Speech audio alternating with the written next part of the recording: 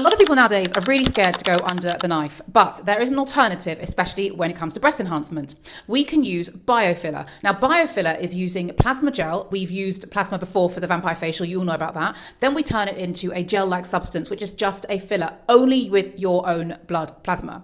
So what we then do is we re-inject that back into the breast, and this produces growth hormone and new breast tissue, which is great if you want that plump look, if you want to firm up the skin. We can also add PLLA, polylactic acid, which introduces the collagen and the elastin, kind of doing the same thing from a different angle.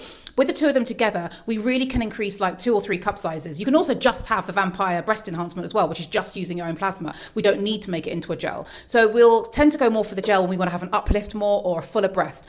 Saying that, you have to be a good candidate. Maybe 50% of people I don't do the treatment on because they're not a great candidate. If you've got overly enlarged breasts, not a good candidate because it's not going to give you the lift that you want. When someone has extra large breasts, what you can do is you can make them firmer. So if your breasts are already quite upright and you don't need a lift, we can make them firmer. For sure, it's a great treatment. If they need a big lift, that's not going to happen with biofiller if your breasts are quite large. However, if you've got medium-sized, smaller breasts, to enlarge them or to lift them, this treatment is fantastic. If you just look at a few people that have come back to me and their results speak volumes. Obviously, I can't show the pictures of the before and after, privacy, but I can show you the comments afterwards. So have a look here.